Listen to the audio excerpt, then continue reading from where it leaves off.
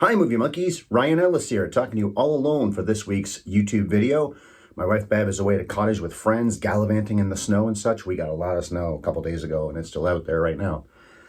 I'm only going to talk about the Oscars in this video. Of course, it's an Oscars preview podcast that will follow, that of course Bev is a part of. It's a normal podcast. This part is not. By the way, Curious George behind me, he's Bev today. So anyway, there'll be no reviews of other movies in this. We haven't really seen anything Oscar-wise in a while anyway, since the last video at least. And also, there won't be no listener feedback. Just me talking about some extra thoughts, and a lot of them, about the 95th Academy Awards and some facts and figures.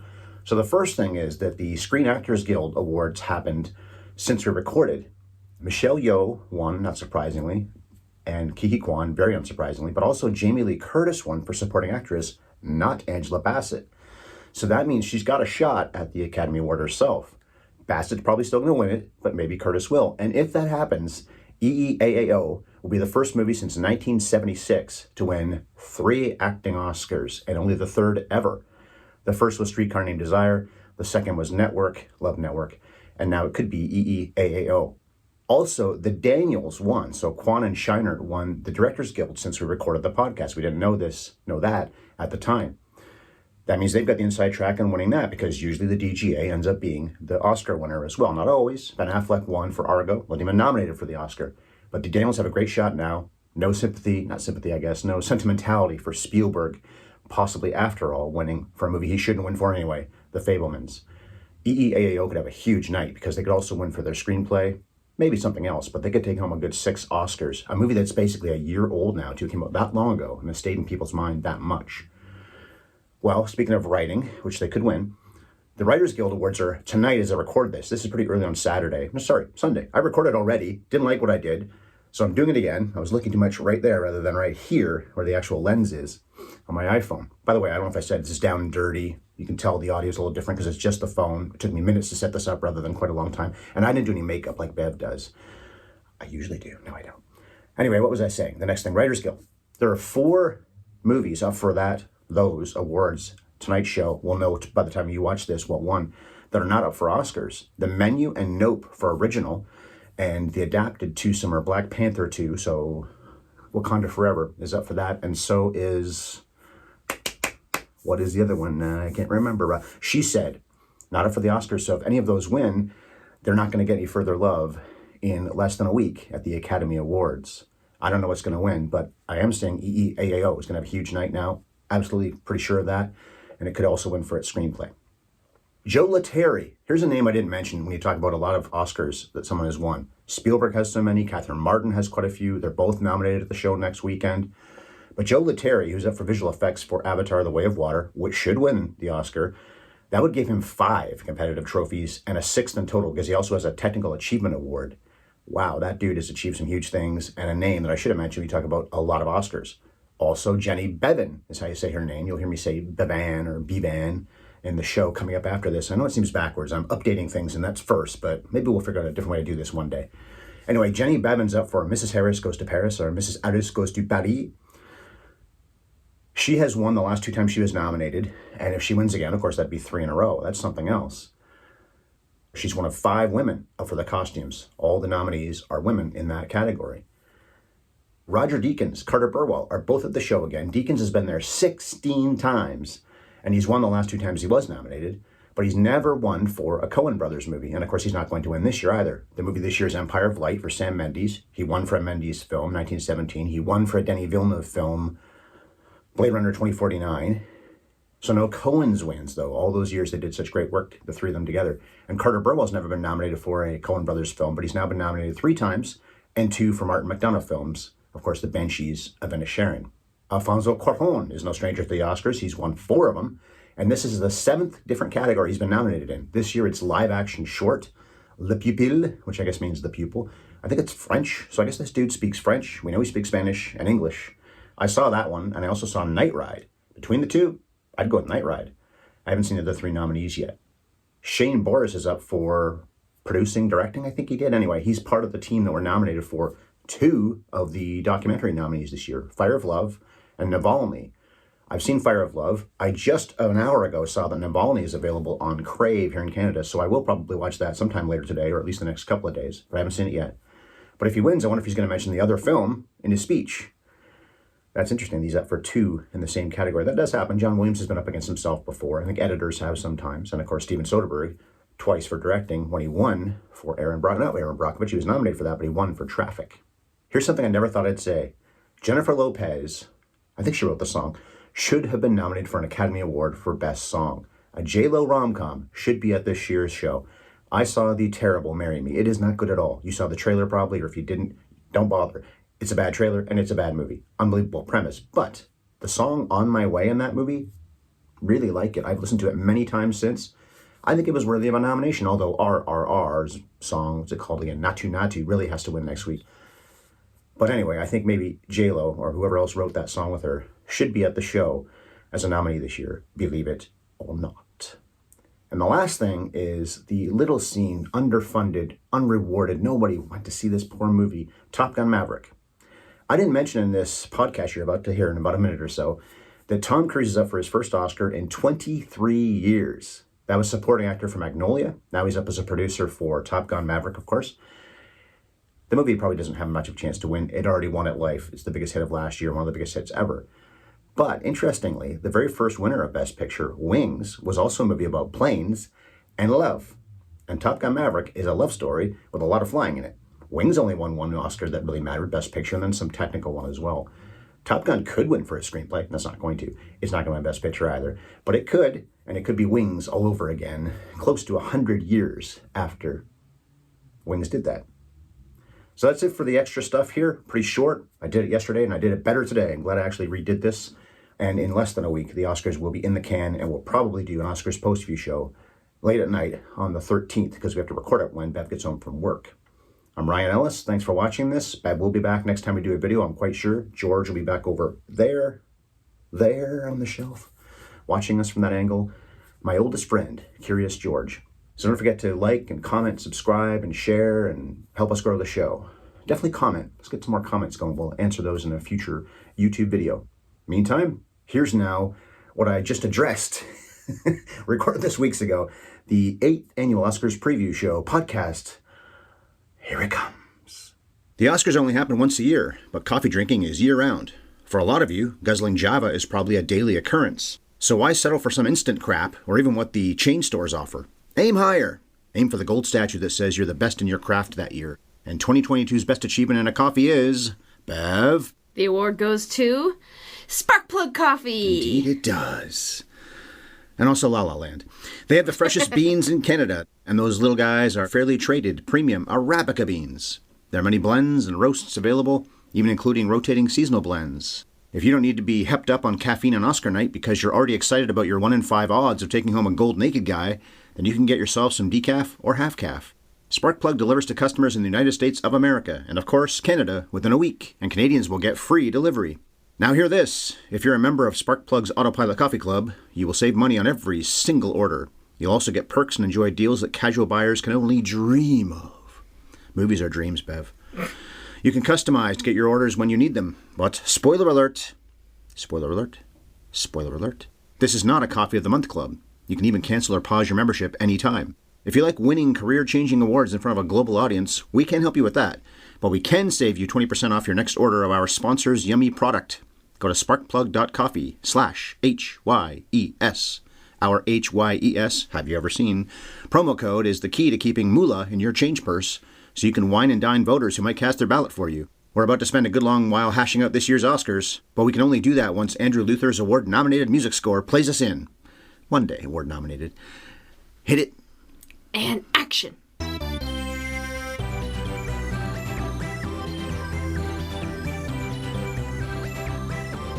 Have you ever seen our 8th Annual Oscars Preview? Which, of course, you haven't because this isn't a movie. Merely a podcast all about a lot of movies. And it's the 496th edition of Have You Ever Seen, the recurring classic movies podcast that almost always looks back at motion picture classics. Today, the first day of Oscar month, 8th time we've done this, we're going to yap about the 95th Academy Awards, which will be hosted for the 3rd time by Jimmy Kimmel on March the 12th. One of those times, of course, was the envelope snafu, La La Land and Moonlight. Now, before we get any further into this, I have to issue a big spoiler warning that we're going to get into details about most or maybe even all the nominees for this year's Oscars. One movie in particular. I have some thoughts I've held back from saying in our recent YouTube shows and in some of our podcasts so far this year, but I'm not going to hold back today, especially about The Whale. We'll get to that when we talk about Brendan Fraser's nomination.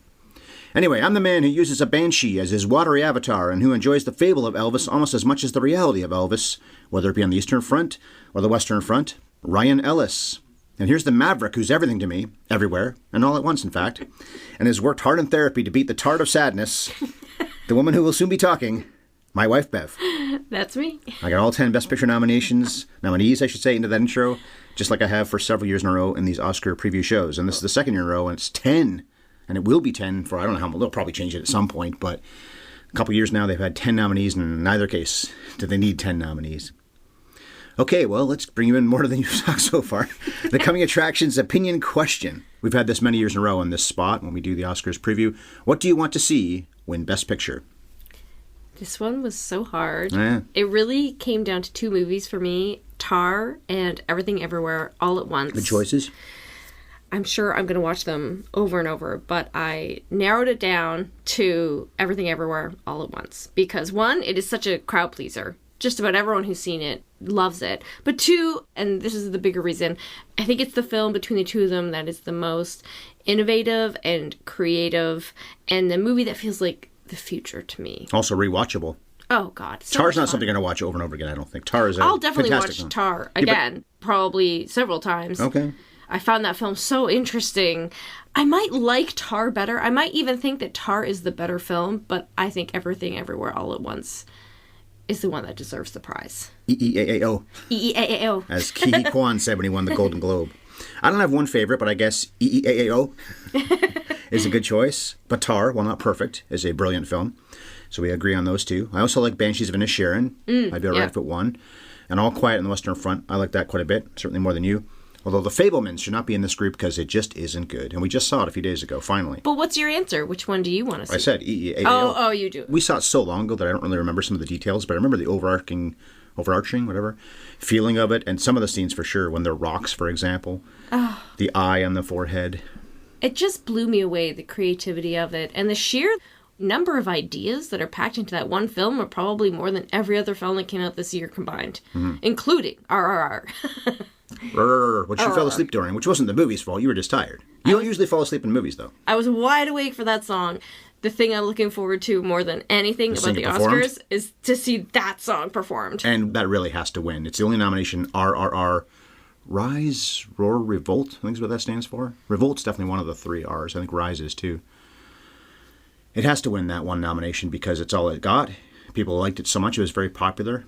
And it deserves it. It's a great song. And it's so relevant to the plot. But we'll talk about the songs in a little bit. I've got a lot of interesting numbers today, and that's one of them. Maybe not entirely numbers, but factoids, if you will. Okay, so let's do Best Picture, then Best Director, then Best Actor, then Best Actress, then Best Supporting Actor, and Supporting Actress. We've done the actresses before the actors in the past, but we'll go in that order this year. That is alphabetical, by the way. Those who might say, why do the actresses second? Well, actor, actress, and most people do it that way. But we did do the women first last year, for the record. Okay, so there are 10 nominees. Most of them have, well, they all have multiple nominations. Some have a lot. All Quiet on the Western Front has 9. The director is nominated, the adapted screenplay, the cinematography, the visual effects, the production design, the sound, the makeup, and this should also be a winner for sure, I think, in the show, the music score. Avatar, The Way of Water has 4 nominations, picture, sound, production design, and visual effects, and that should definitely win because the whole movie's a visual effect. And of course, James Cameron is always on the cutting edge, their state-of-the-art effects. The Banshees of Inisherin has 9 nominations, picture, director, actor, 2 supporting actors, supporting actress, original screenplay, editing, and music score, and we'll of course break all these actors and everything down in a few minutes. Elvis, 8 nominations, picture, actor, editing, cinematography, sound, production design, costumes, and makeup. EEAAO has the most this year with 11, picture, director, actress, supporting actor, 2 supporting actresses, original screenplay, editing, costume design, music score, song. The song is This Is a Life, incidentally. The Fabelmans, 7 nominations, picture, director, actress, supporting actor, original screenplay, production design, and music score. John Williams, again, nominated for his score for a Spielberg film. Tar, 6 nominations, picture, director, actress, original screenplay, editing, and cinematography. Top Gun Maverick, 6 nominations, picture, adapted screenplay, editing, visual effects, sound, and the song Hold My Hand, which Lady Gaga is involved in writing. Triangle of Sadness, the second last one here, 3 nominations, picture, director, and the original screenplay. And the last one, Women Talking, 2 nominations, picture, and Sarah Polley's adapted screenplay. So EEAAO, I do love saying that, I do stumble on it sometimes, has 11 nominations, the most of any movie this year, and it's among the most ever. It has 4 nominations for acting, just like the film that had the most nominations in 2021 did. That was The Power of the Dog. The surprise here is All Quiet on the Western Front with its 9 nominations, because not many people probably heard of it until a few months ago, if even then. Although Triangle of Sadness and Women Talking weren't exactly locks to be amongst these 10 either, I wouldn't think. Oh, God. I was so surprised when I saw, especially Triangle of Sadness. Yeah. And in the years in which we had either just 5 nominees or fewer than the 10 we will always get now, I don't think either of them would be in this group. Top Gun 2 and Avatar 2, the sequels, probably wouldn't be either, especially Avatar. They're here as much for their box office success as for anything else, although we both really enjoyed Top Gun 2. Even Avatar 2 has some good things going for it. It might even be better than the original, bro. It ain't shit. Those 2 words, I don't think I said that in the show we did on YouTube whenever we talked about Avatar. Those 2 words are said so many times in that movie, bro and shit. Tar's getting talked about more and more in the past few months, and it should be, but it's still not a frontrunner, so I don't think that's going to win. The frontrunners are Banshees, Everything Everywhere All at Once, and The Fabelmans, probably because of the Golden Globes, which aren't really a predictor of Oscar success a lot of the time, but they're not necessarily not a predictor either. And as we are recording this, the SAG Awards have not happened yet, nor have the Writers Guild. Yeah, they're a little later, I guess, yeah. And The Fabelmans never got a proper release as far as I'm concerned because it was almost impossible for us to see it after it had been playing for a few weeks. It played for about 2 months. I think it stopped at $17 million. A Spielberg film. Really. And we finally saw it on demand a few days ago, and it just is not very good. Elvis has a shot at taking home the top prize because older voters love the king, and they are a big reason that movie was such a hit. I have more facts and figures for this. What I'm going to do, though, is bring you back and let you do your little monologues here. I'll pipe in when you do that. When we get to Fabelmans, I'll come back in, though, because I do have something about that. I think Tar has a better chance than you think it does, but Everything Everywhere All at Once, I think it's theirs to lose. At least I hope that's the case. I feel like the momentum behind that film started in the spring and has not let up. It's done pretty good in the other awards shows, and I think it just deserves it. Kind of like Parasite. It feels like the Academy needs this movie more than this movie needs the Academy. So if they're smart, well, I mean, if the voters are smart, you know, it's all crowd logic. I'll tell you my thoughts on All Quiet on the Western Front, a movie that you liked. I think it was great looking. Liked is debatable, not the right word for it, but I respected how well made it is. It was really beautiful, cinematography outstanding, moving performances, loved that really innovative and incredibly effective score, but I didn't like the movie. I just found it so relentlessly bleak. War is hell. That is what the movie's about. But by the second half, I just felt like I was watching torture porn. I was a fan of the original when we covered it many, many years ago now. That came out in the 30s. One of the very early talkies. The choices they made to make this movie different from the book and from that version of the movie were just choices to make the whole world a more depressing place in a movie that was already quite a downer. You know, in the original, there's this beautiful scene where they go off with some French girls and have this wonderful little experience. And in the new version, that kind of encapsulates the differences between the two films, that they included that scene but chose to have it happen off screen so that the audience doesn't ever get a break from the horrors of war. So next up then would be Avatar. I didn't see it. I couldn't give another Avatar movie 3+ hours of my time. I hated the first one so much. When we covered movies we hate, Avatar was on that list. Yeah.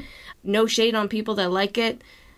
And I respect his innovations in special effects so much. I cannot sit through those movies.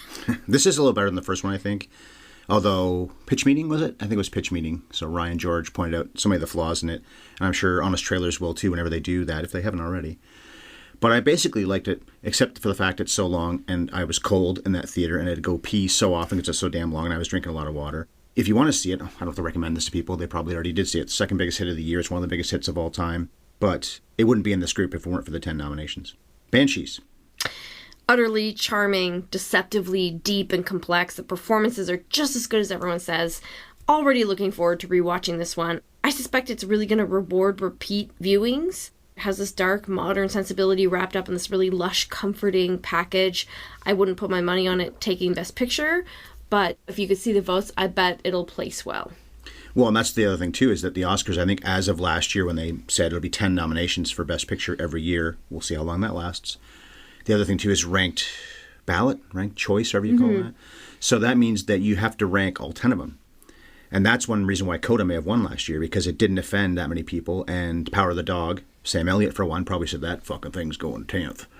So enough people give that 10s and 8s and 7s, but Coda gets a lot of 3s and 4s and obviously some 1s and 2s, and that's probably why Coda won. With respect to the movie, it wasn't great. I liked it more than you, but that probably helped it. That could really help Banshees as well.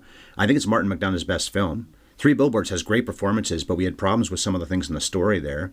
It wasn't the actor's fault. It was his. He's a good writer, but there were story problems. I don't think there really wasn't really a story in Banshees anyway. In a nutshell, it's, I don't like you, so leave me alone. I disagree. I think I don't want to be friends with you anymore. Story. I also think that if there is a weakness in the film, it's that there's things that happen in it. I'm not saying they're not justified, but they feel pretty out there the first time you're watching the movie. Some of the stuff that Brendan Gleeson does, I haven't decided yet whether I feel like that was really emotionally earned. Anyone who's seen the movie knows exactly what I'm talking about. I said we were going to spoil today. I don't want to spoil it for somebody because... I'm spoiling The Whale. Oh, I don't care. The Whale, let me spoil The Whale for you. Fuck The Whale. It's a bad movie, don't watch it. But you should watch Banshees of Inisherin, and I would love for people to go into it fresh. I have had friends who have talked about the last act of that film and said, I don't get it. Why did that happen? And I'm like, you know what? I can't really defend it. But I am looking forward to watching it again and maybe getting to the bottom of it. And even if I don't, it's just so delightful. Oh, by the way, a quick thing about where these movies are available. All Quiet, of course, is on Netflix. It was a Netflix production. So we pay for it, but it's free, effectively, because we already have the service anyway. Avatar, The Way of Water, will be on Disney+, I think, fairly soon. Although it's still playing in theaters and doing all right. Banshees is on Disney+, that's how we saw it. So next movie will probably be on Crave sometime soon, because I think Warner's made it. But anyway, Elvis. That's a Canadian thing anyway. Crave. HBO Max maybe in the States. Right, you're right. That's the whole thing with it. Just like whenever I mention Disney Plus, a lot of times it's Hulu that has it. Yeah, I know. So we probably confuse. Well, we don't get Hulu. Listeners. If we get Hulu here in Canada, we don't. Okay, then you and I don't have access. Is what I was going to say. All right, Elvis. I've never really been on Baz Luhrmann's wavelength, but he's a great example of an artist creating work like nothing else you've ever seen. I liked Elvis more than I expected to, even though the first act literally gave me motion sickness. And Hanks is just terrible. Hanks is terrible. It's funny that Austin Butler got nominated for Best Actor and Tom Hanks got nominated for a Razzie. Austin Butler could win. And so could Tom Hanks because his performance was bizarre. Not even accurate to that actual guy. Tom Parker didn't really sound like that. People pointed that out. I've seen a video. Maybe he did at some point in his life, but not the video I saw. It's rare that Tom Hanks shits the bed, but he did here. Austin Butler, on the other hand, is wonderful, and it is sure refreshing to see a leading man performance where he is so sexy. This man is hot, and he's giving the camera some serious supernova caliber bedroom eyes the whole time. Like, I see you and I appreciate you. And I say this has a near zero chance of winning. The real prize will be when Butler takes Best Actor. When, maybe, if, hopefully not. I don't agree because I think the older voters who love the King. True, grew up loving Elvis. They may not love Baz Luhrmann's style of filmmaking, but they love Elvis. So it has a chance more than you might think. Okay, but it's still a dark horse. Oh, definitely. EEAAO, which is on Prime and has been for a while now. That's next. It feels like a really non-traditional choice for the Academy. It's had that relentless momentum since its release in the spring. It's rare that there's a film that stays in front of mind for almost a year leading up to the awards like this has. I think that fans recognize it as something really special. It's the rare prestige film that's actually original. I don't know if it's my favorite film of the year, but it's definitely top 5. And it would just be so delightful if it won.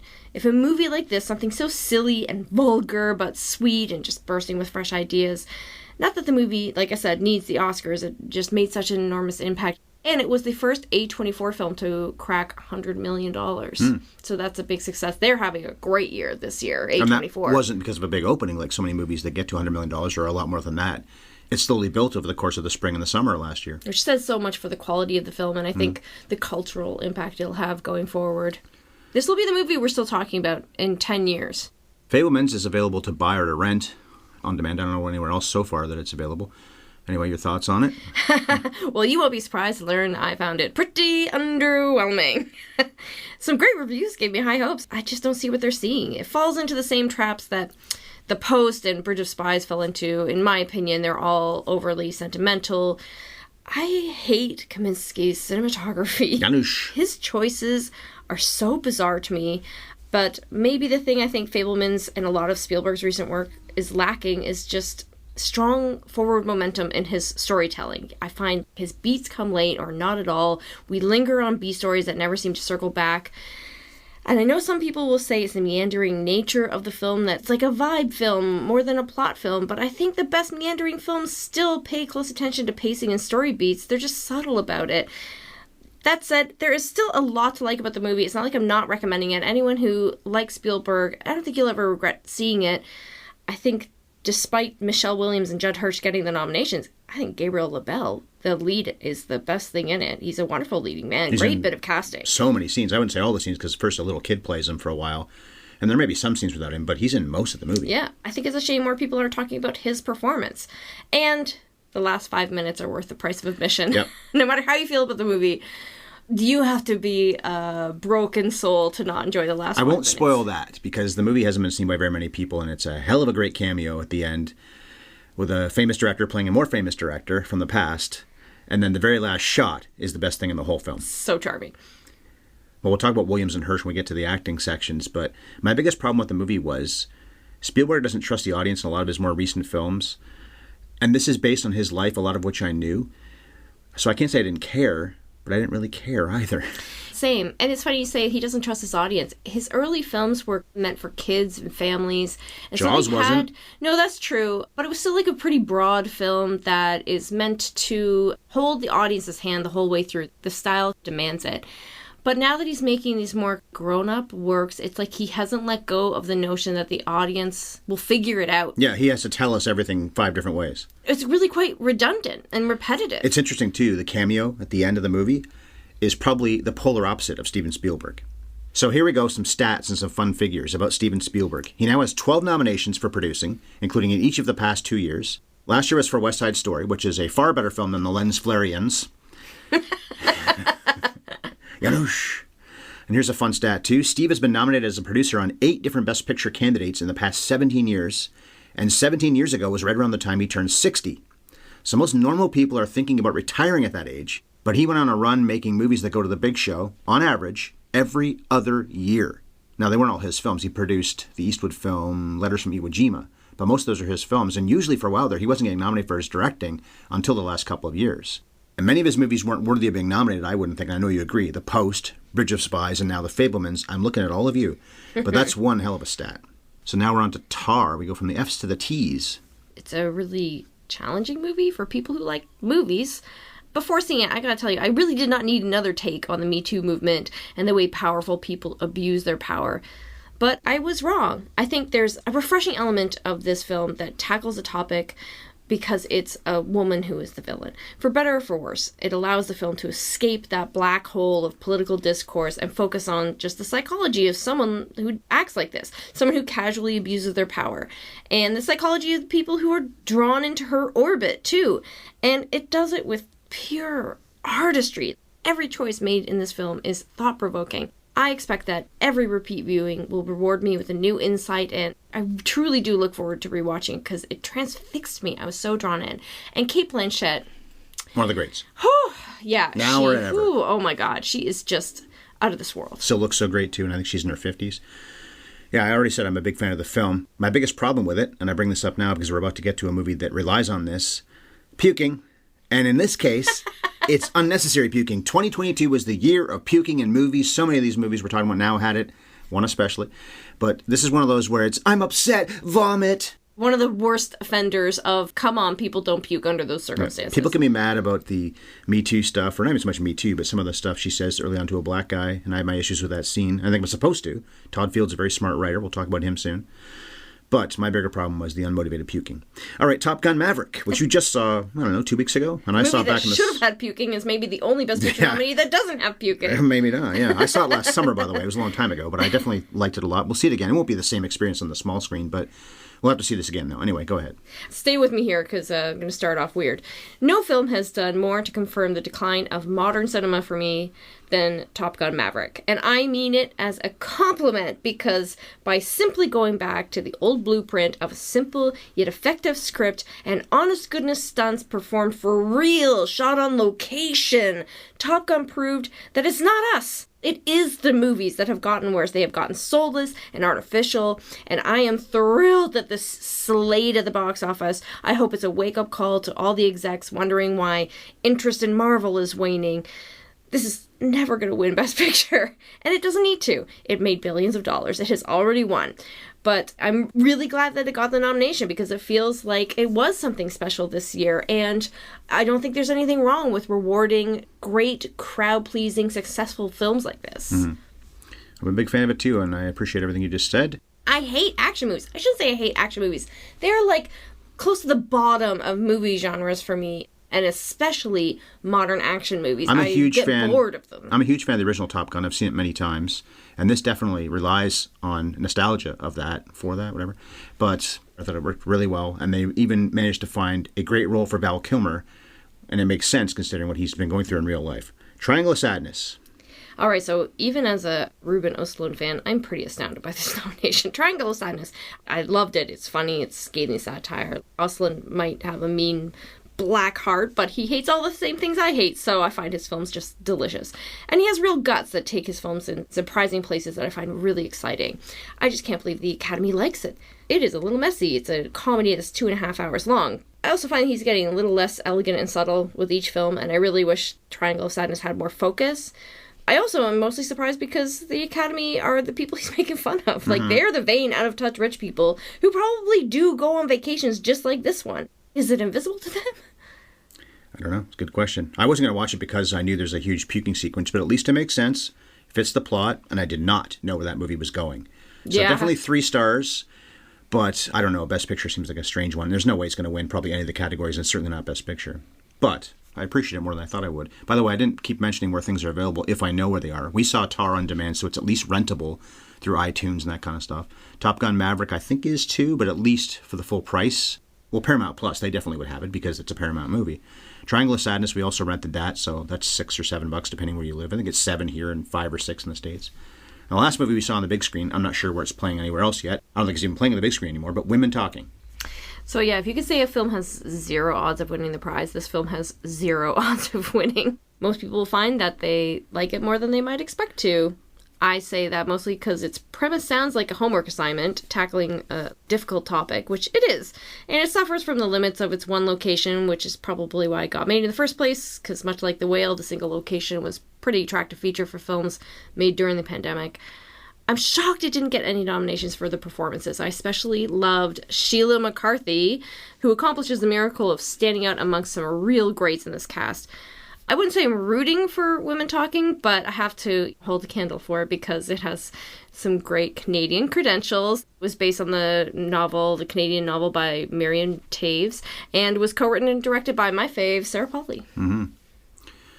Okay, so here's some stats, and that's interesting. We finished with Women Talking. Women Made Film, with Polley being the writer-director, and 2 women producers nominated. Well, Christy McCosco-Krieger has 4 nominations now. This is for the Fabelmans this year, all with Spielberg. So in an award sense, she's now one of the most successful women producers there's ever been. And she's pretty young and fairly new at this, because I think she produced The Post, West Side Story, Fabelmans, and maybe Bridge of Spies. That might be the first one she did with them. And when you talk about successful, Jerry Bruckheimer has made so much money with his dozens of movies, and he's even won a whole whack of Emmys for producing The Amazing Race, but this is his first Oscar nomination for Top Gun Maverick, of course. Jim Cameron's been up for the Best Picture Oscar for his last 3 movies, even though that was over the span of 25 years. He won 3 prizes for Titanic. He won't be winning Best Picture this year. I don't think there's any chance of that, but the movie really has to win for the visual effects. Dee Gardner, so Women Talking, has her 6th nomination for producing a Best Picture candidate, and her partner in Brad Pitt's company, Jeremy Kleiner, has his 5th. They've won twice, for 12 Years a Slave and for Moonlight, and Frances McDormand, who's up for Women Talking with the 2 of them, has her 8th nomination in total, her 2nd for producing. She won the other time she produced, which was, well, at least nominated for producing, which was, of course, Nomadland. and she has 4 Oscars in total, 3 for acting. In fact, I count 6 women nominated for producing, spread out over 4 of the 10 films, and that's been fairly common the last few years. We've been talking about that through most of these preview shows over the 8 years, that's one place that women have entered and taken a hold and really have a lot of power compared to what they used to have. I wonder if it's because it's probably the most thankless job, the most unsung job, except for winning the actual Oscar for Best Picture. Maybe that's why men aren't as drawn to it as women are.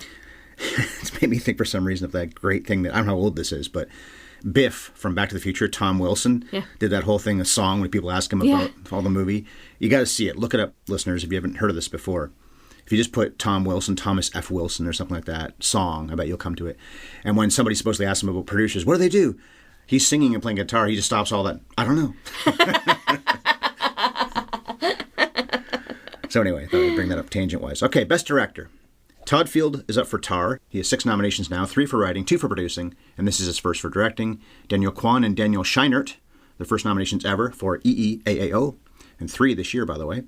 Martin McDonagh for Banshees has 6 nominations, 3 for writing, 2 for producing, this first time for directing, and he won for live-action short in 2005, so he does have an Oscar. Ruben Östlund has the 2 nominations for writing and directing, Triangle of Sadness, and Steven Spielberg for The Fabelmans, 22 nominations, 9 for directing, 3 wins in total, including 2 for directing, Schindler's List and Saving Private Ryan. And after 2 consecutive years of women winning the award for Best Director, there aren't even any up for it this time. But things have trended away from boring old white guys for a while now, though. Before Chloe Zhao and Jane Campion the last couple years, it was Bong Joon-ho. Before that was Alfonso Cuarón, his second time actually at that point. And before him was his buddy, Guillermo del Toro. I can never say that man's name right. Ang Lee and Alejandro Iñárritu are other non-white, non-Americans who've taken home the directing prize in the past decade. And it could continue to be diverse if the Daniels win for EEAAO. Dan Kwan was born in Massachusetts, but he's of Asian descent. And speaking of people from other places, you've also got the Irish Martin McDonagh, the Swedish Ruben Östlund, and the alien Steven Spielberg. And he must be an alien, right? I talked about him a few minutes ago, stats. He just turned 76. He's still directing and producing movies at a prolific rate. The IMDb lists 17 projects in development.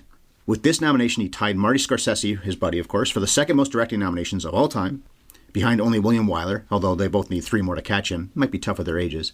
And Steve is truly the veteran of this group because he's the only one of these guys to have ever been nominated for directing before, and as I said, 9 nominations. Todd Field hadn't even directed a movie for 16 years, but here he is with 3 nominations for Tar. He's only ever made 3 movies in total, but he's been up for writing 3 times, all 3 times, and now twice for producing. The Daniels and Östlund are brand new at all this. And what's become typical at the Oscars, most of the nominees for Best Director are also up for producing their movies, and this is even a year when all 5 of the directors are also nominated for writing them. Yeah, it's the same 5 directors, except for Tony Kushner was a co-writer with Spielberg on The Fabelmans. But isn't it crazy? It's the same list of 5 names between Best Director and Best Original Screenplay. I don't know if that's ever happened Probably before, not. But it feels pretty wild. Mm-hmm. I'm a pretty clean split here between, again, Todd Field for Tar and the Daniels for Everything Everywhere All at Once. I think the tie, again, gets broken by the sheer creative force, the imagination that was put into the screenplay for Everything Everywhere All at Once. So that's where my vote would go. Even though he's not well respected anymore. M. Night Shyamalan said it a long time ago about the thing a director has to do most, or best, whatever, is maintain their tone. And that movie's got so much in the way of different kinds of tone. And I think they find their footing every time. And they're fairly new at this. They're not brand new at this, but they haven't been doing it for that long. Their second feature, Is right? that it? Swiss Army Man was their first feature, which nobody goes to bat for. People like it because it felt really different and kind of cute, but never heard anybody say, no, you really have to check it out if you liked this one. You watch that movie and you're like, there are millions of ways this movie could have just gone sideways. Mm-hmm. But instead, they caught lightning in a bottle and made something so special. I'm rooting for the Daniels, and I'm rooting against, even though I've loved him so many times before, although not so much recently, Steven Spielberg. But then again, like I said, in the past 15 to 20 years, the man spent this show over and over and over, although maybe he shouldn't have been for a lot of those. Okay, Best Actor, Austin Butler for Elvis, Colin Farrell for The Banshees of Inisherin, Brendan Fraser for The Whale, Paul Mescal for After Sun, and Bill Nye, not Nye, Nye. I listened to him say this in one of those, what's it called again? Vanity Fair, maybe, where they sit down and talk about their career. I've watched a lot of those over the years. And he says his own name in the first minute or so. There you go. Say Nye, you're wrong. Do you think Brendan Fraser is going to win? Maybe. The Vegas odds are on him. Well, all 5 of them are nominated for the first time instantly, so this is an interesting group of people. Mm-hmm.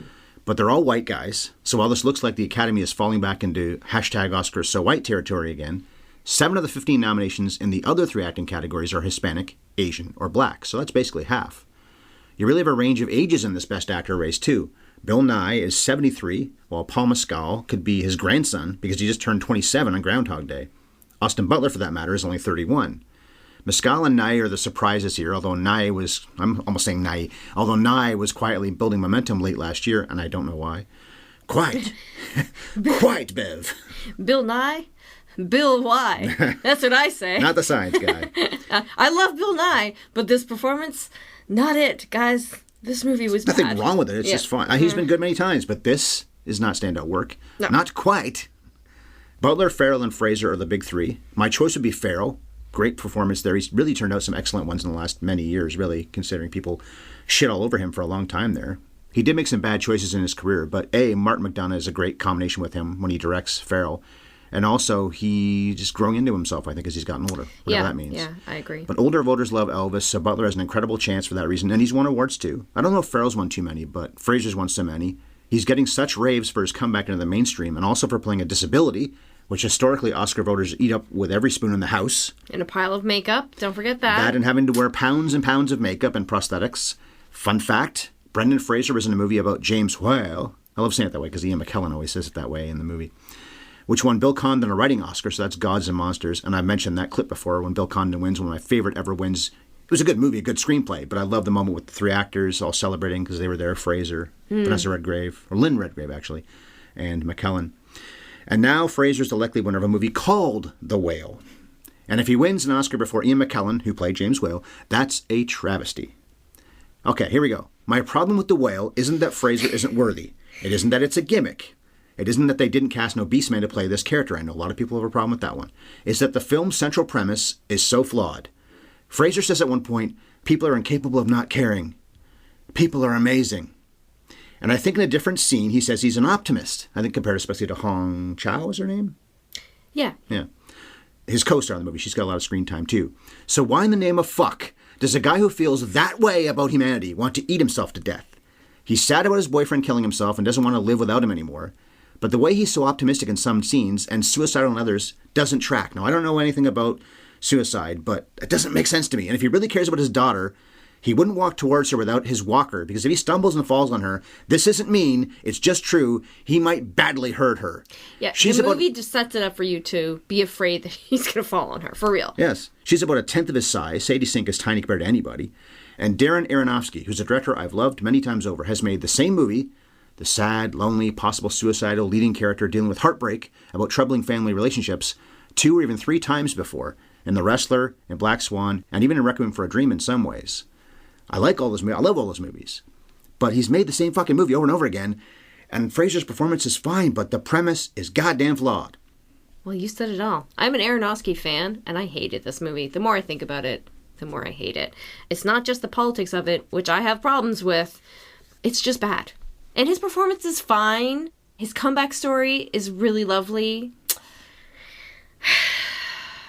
I just don't want him to win. Somebody's going to be a first-time Oscar winner, though, whoever it might be. And I think the odds are pretty strong for Butler, but probably even more so for Fraser. But if I was voting, I would go with Farrell. I agree with you on all 3 of those points. Okay. Yeah, I would personally vote for Farrell. I'm hoping Austin Butler wins because I don't think Farrell will. I'm afraid that Fraser will win. Best Actress. Right now it's time for me to have a rant. Okay. I've got a bit of a rant here, too. Okay. Cate Blanchett's up for Tar. 8 nominations in her career, 5 in the leading category, and she's won twice before. Blue Jasmine was the leading, and The Aviator was supporting. Ana de Armas for Blonde, never been nominated before. Andrea Riseborough, we know about this controversy, for To Leslie, never been nominated. Michelle Williams for The Fabelmans, 5 nominations, 3 leading, 2 supporting. The last time for her was in 2016, and her last leading nomination was more than 10 years ago, 2011, when I think is the year she played Marilyn Monroe, just like de Armas did in Blonde. Right. And Michelle Yeoh for EEAAO, never been nominated before. We know about the controversy. Viola Davis and Daniel Deadwyler were shut out, even though a lot of people thought they would get nominated. 2 black women. I don't think it was intentional exactly. Davis was good. We just saw Woman King a couple days ago. But she's been here before. She's even won before. So Deadwyler, in particular, should have been a lockdown nominee. I've been saying this a lot in our YouTube videos lately. She and Bobby Bukowski's cinematography were both more than worthy of being at the show. Yet Andrea Riseborough is here instead. And she should be more than Michelle Williams or Ana de Armas should. De Armas is up for playing Marilyn Monroe. Michelle Williams played her before. Neither of them captured, and maybe no one can. Possibly Margot Robbie or even Florence Pugh could do it. But these two didn't, I don't think, especially not De Armas. People have rained shit on Blonde for some of the things in the story, so I'm a bit surprised De Armas was recognized at all, especially when that contributed to bumping out Deadweiler, and considering Anna is miscast and isn't good enough in her movie to have gotten this nomination in the first place. As for Andrea Riseborough, To Leslie was released in early October, and I had heard nothing about it until right before the nominations were announced. Friends of hers campaigned for it. It might be against the rules. The Academy looked into it. They didn't break any rules. She's good in the movie. I don't have a problem with her being nominated. She's more worthy than Williams and De Armas. She isn't likely to win anyway, but she sure has a passionate support group. I think maybe she's the Kristen Stewart of this year. So this is pretty solidly a Michelle Yeoh win in the making, although she is in a comedy and everyone else is in a drama. Well, a comedy is one of the many things that movie is. The Oscars don't tend to reward comedies, but this is probably between Blanchett and Yeoh. And I'm always going to root for Cate Blanchett, but Michelle Yeoh deserves this one. I think I like Cate Blanchett's performance best, but it's hard to root for her. She's already won her Oscars. Michelle Yeoh, this is like rewarding her whole career, and she is a legend, more so maybe in the East than over here, but she's just been doing amazing work her whole career, and there's a lot of momentum behind her. I would love to see her win. Wouldn't be mad if Cate Blanchett won. Do you know what? Michelle Yeoh would be the second non-white woman to ever win. Halle Berry's the only non-white woman who's ever won Best Actress. Yeah. Whatever. That's a controversy for another time. So you actually took most of my rant away from me. Okay. There's this huge scandal that when Deadweiler didn't get nominated, everybody was like, well, Andrea Riseborough took the nomination from her because they campaigned this little grassroots campaign. They had no money. And I just think it's atrocious that people are blaming her, because I agree with you. Ana de Armas and Michelle Williams are the ones that didn't deserve it. They were in Shitty movies, fine performances, but truly only got the nomination. You didn't see Blonde. Because I haven't seen Blonde, but let's just talk about Fabelmans then. DreamWorks, we know. Steven Spielberg is obsessed with the awards. There was a great long-form article that came out, I think in The Atlantic, I can't remember. A great long-form article that came out about his history of being kind of like obsessed with winning and how DreamWorks will invest millions in campaigning for their films to get nominations. It's all part of their marketing campaign, and it's been perverting the process for decades, especially since Harvey Weinstein and Miramax really ramped up this arms war in the late 90s.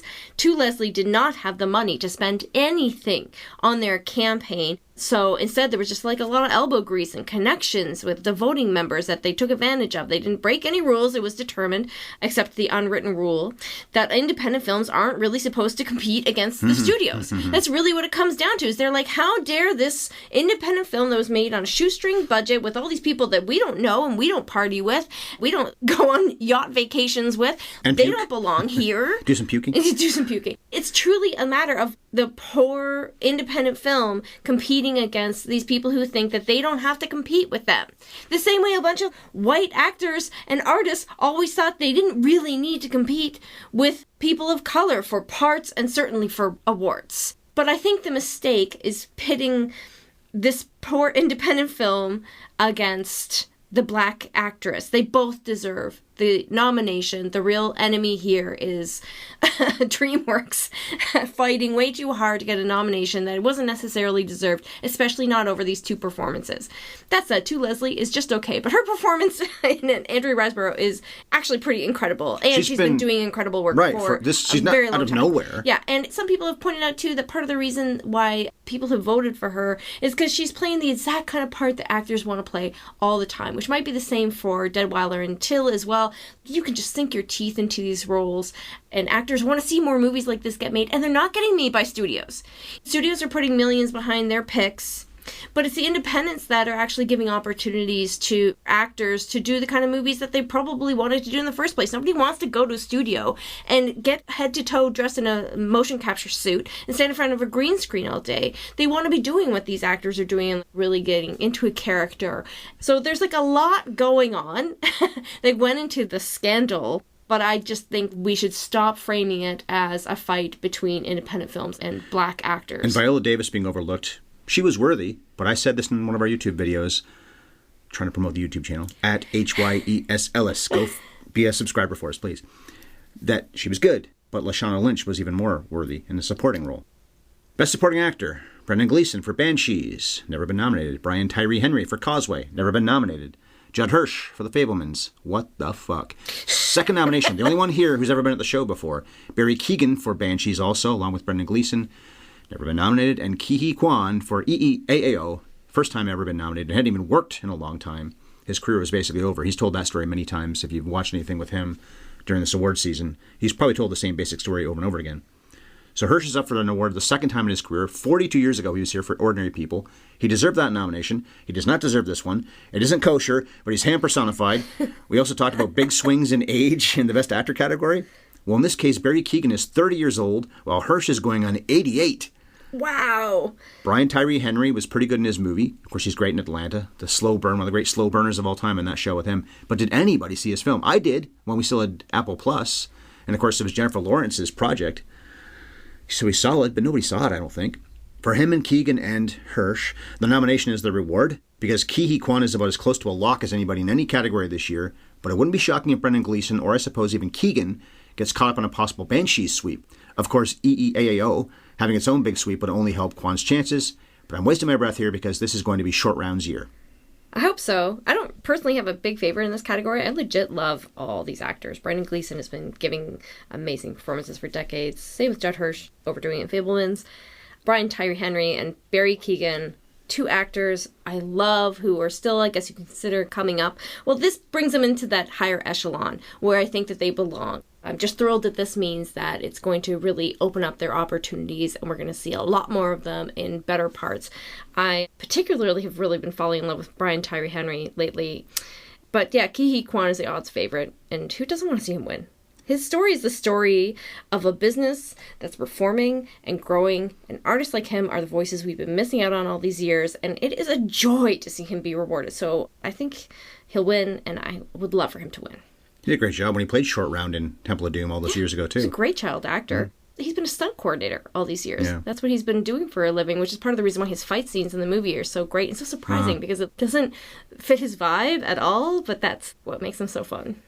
Best Supporting Actress. Angela Bassett is up for Black Panther, Wakanda Forever. It's her second nomination. She was up for Leading Actress in What's Love Got to Do with It.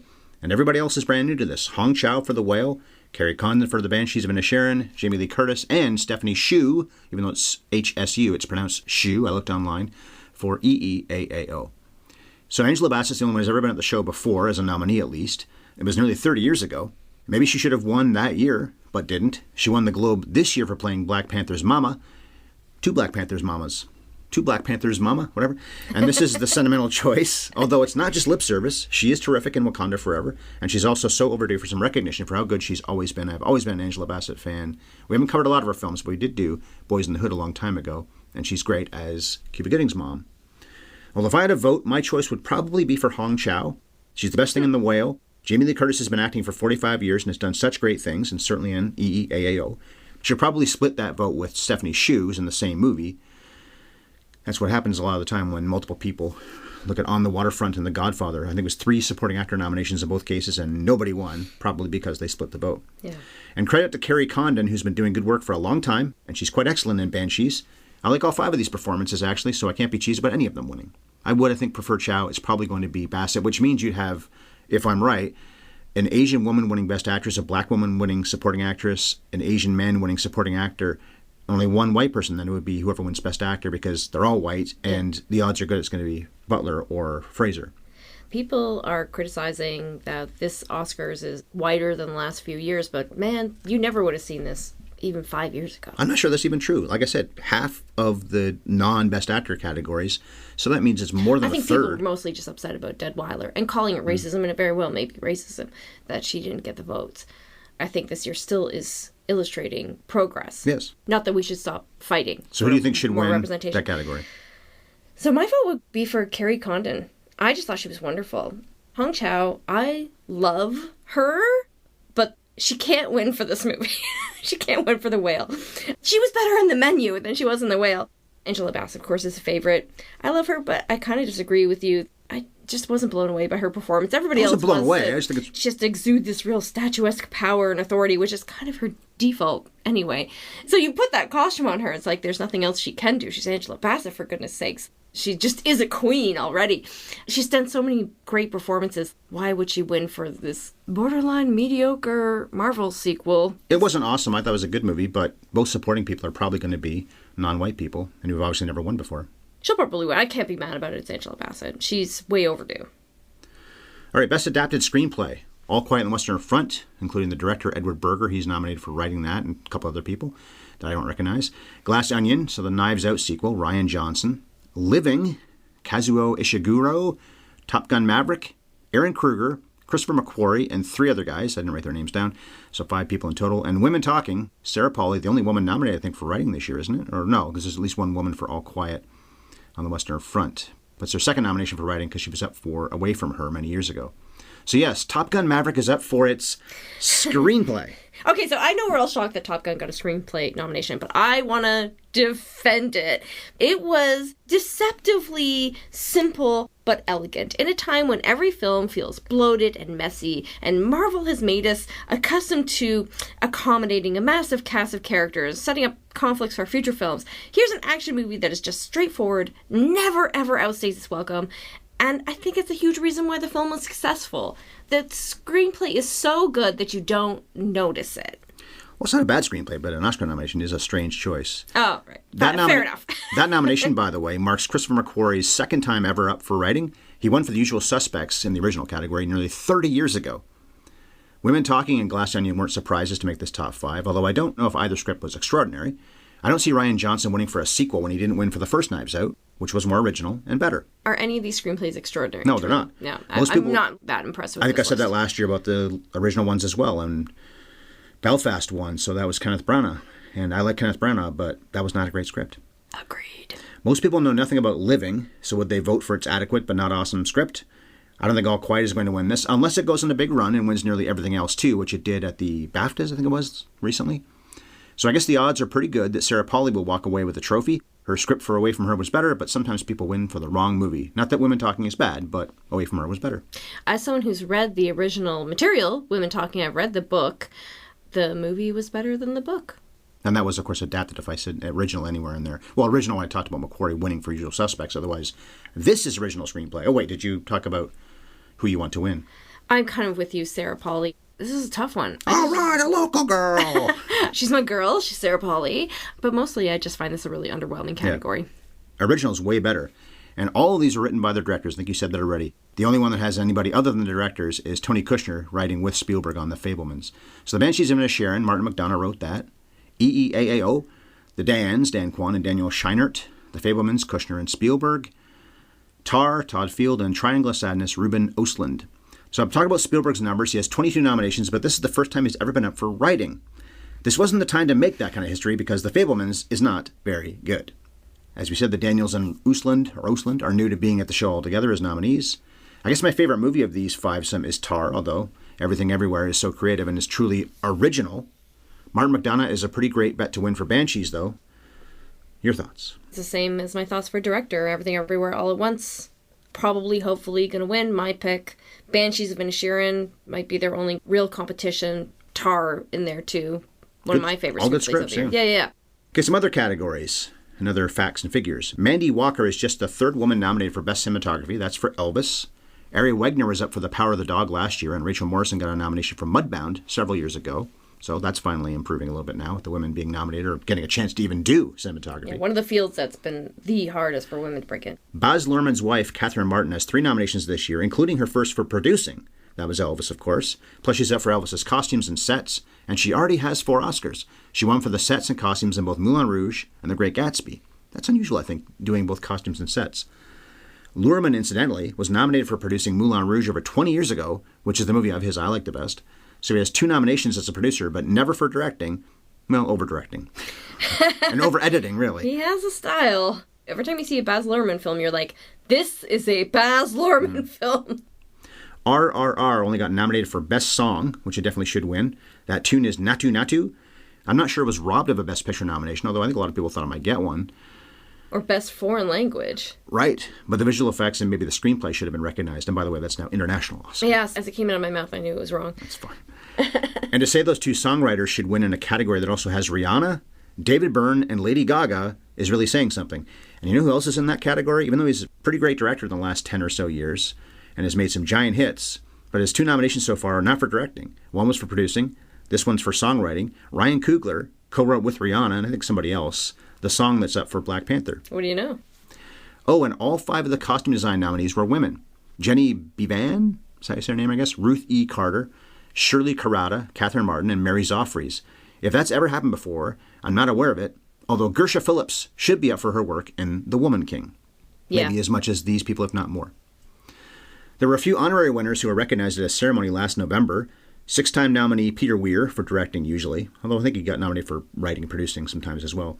And 14-time nominee Diane Warren, including a nomination for the song Applause in Tell It Like a Woman this year, was honored too.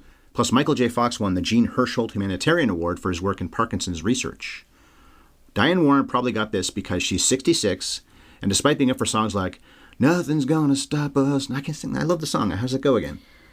If this world runs out of lovers, we'll still have each other. Yeah, nothing's gonna stop us now. Nothing's gonna stop us now. There you go. In Mannequin, How Do I Live Without You? In Con Air, and I Don't Want to Miss a Thing. In Armageddon, she's never won. A legend. So we'll wrap by talking about some of our favorites from the entire year that we haven't mentioned yet. This was a better year for movies than 2021 was, and the Academy nominated far more deserving films for Oscars than they did a year ago. In addition to Everything Everywhere, Tar, Top Gun Maverick, RRR, and All Quiet on the Western Front, I had good feelings about a bunch of one-word titles, coincidentally. Hustle, the Adam Sandler basketball film. Nope, Oh, yeah. Jordan Peele's film. Till, we've talked about already. Pearl, and I guess X before that, but I preferred Pearl, actually. And these are a bunch of horror films now. Smile and Barbarian. Very effective horror films there. Plus major respect for the artistry in Del Toro's Pinocchio, even if I didn't love the film. And then Phil Tippett's Mad God, which I saw on Shudder a few months ago. Plus we had a great time watching the Ryan Reynolds, Will Ferrell Christmas comedy Spirited before we canceled Apple Plus. There were 2 or 3 jokes in that film that made me laugh harder than I have in years, at a new movie that is, not rewatching Galaxy Quest or something. So it wasn't as good a year as 2018 or 2019 were, but the Oscar nominees at least weren't a bunch of mediocre piles of poo the way so many of their choices were 12 months ago. Yeah, last year was pretty bleak. I can't believe Nope got shut out. When we talk about campaigning, it must be just a matter of the studio saying they don't want to spend money campaigning, and maybe Jordan Peele doesn't care about awards, but it's better than at least 3 of the Best Picture nominees. The Northman, not saying that it needed a Best Picture nomination. Some technicals, though. But yeah, I'm a little disappointed that it got shut out entirely. A Hero. How did that not get... A Hero? The newest Farhadi, he made a separation. I don't think I've seen that. We saw it together. Really? Maybe it's not that good if you forgot all about it. Was I that drunk or that tired? Maybe. Or both? What's as good as A Separation? His really wonderful film that came out 10 or 11 years 2011. ago. Yeah. It was a great picture, and I was a little disappointed to see that he didn't get anything. Also, loved Pearl and X. Not saying it was a great movie, but Babylon is worth watching. I haven't seen it yet. So. If you have any curiosity about it, even if you hate it, I don't think you could regret More puking. watching it. Oh, yeah. There is some gross, nasty shit that happens in that movie. And I loved The Menu. More than you did. You didn't love The Menu. It's okay. This was a pretty decent year for Solid, movies altogether. at least, yeah. And as for Who Slaps Whom, my money is on a 91-year-old John Williams just wailing on the person closest to him when he loses for his music score yet again. Although he does have 5 wins, just nothing in 29 years. And fun fact, he's been nominated for his music for 18 Spielberg movies. That's more nominations for one person's films than probably any composer ever had total. Okay, maybe not Jerry Goldsmith and Alfred Newman, people like that. But for just one guy, never mind the Star Wars stuff and for other people. I would love to see someone try to slap Ke Huy Quan because, like I said, he gives off these really peaceful nerd vibes. But anyone who's seen Everything Everywhere All at Once knows that he has moves, and he's been a stunt coordinator for all these years, so he would turn it around, and he would give us a real show. Kick their ass. Yeah. When I wrote that John Williams wailing on somebody, I laughed so hard at that earlier. I was reading it in my head to hear how it sounded, and I couldn't stop laughing. Laughing at your own joke. The visualization of a 91-year-old man doing that to somebody, it's not going to happen again, probably ever. So Oscar month continues in 4 days. I'll be posting my one-man show about the 1955 Best Picture winner, Marty. I didn't promote that when I reviewed Roman Holiday in February because plans changed. I was going to cover Tom Jones, but changed my mind when I saw that Little Old Marty was on Canopy. As for the two of us, in 7 days, we're probably going to do an Oscars post-view show, so that's March 13th. If there's nothing all that interesting to say about what happened the night before, maybe we'll keep our mouths shut. but you listeners can probably plan on seeing us put up a chat by about 10 p.m. on Monday the 13th. Now, Bev has to work that day, and I have to work that night, so if there's nothing at all to say, maybe we won't do it. What we'll definitely do is finally talk about something a listener asked us to cover years ago on March 13th. We'll be doing that, and that's Carol Reed's Best Picture winning musical, Oliver! Exclamation mark! Oliver! The coming attractions trivia for Oliver. Musicals won the Best Picture Oscar pretty often before Oliver also did in 1968. In fact, 3 of them won the top prize in the span of 5 years earlier in the 60s. So West Side Story, My Fair Lady, Sound of Music are those 3. Only one musical has ever won the Best Picture Oscar since Oliver 55 years ago. Which one? So for the answer to that question, check out next week's podcast about Oliver! You obviously already know how to find us, but let me remind you to favorite or subscribe wherever you listen. If you already followed us as Top 100 Project, you're still following us. That includes access to our archive of hundreds of episodes that are available for free. Almost 500. And we are both on Twitter. I'm at Bev Ellis. Ryan is at MovieFiend51. We'll probably be tweeting, by the way, on Oscar night. Yes, and you can also reach us by email. Have you ever seen podcast@gmail.com. You can find our podcast plus bonus material on YouTube at HYES Ellis. Mm-hmm. And to enjoy freshly roasted premium coffee delivered straight to you in Canada or the US, please go to sparkplug.coffee/HYES and enjoy a 20% discount. The YouTube thing, by the way, we've been posting videos every single Monday. Well, the shows I do by myself, we do those too, but then it's just our graphic. But the Monday ones with you and I, every time so far this year has had us talking for 10, 11 minutes, something like that. Usually about other things than the movie in question, unless there's errors to fix, that kind of stuff. But we've been talking about a lot of Oscar nominees because we've been seeing a lot of Oscar nominees lately. In fact, I don't know if we said this, apart from you not seeing Avatar 2, we saw all the major categories. Well, to end here, if Banshees of Inisherin doesn't win on Sunday, I want more than anything for Brendan Gleeson to cut off a finger and throw it at the people who do win. And if you've seen the movie... Choke on this! If you've seen the movie, you'll get that reference. And cut. His fingers off. And throw them.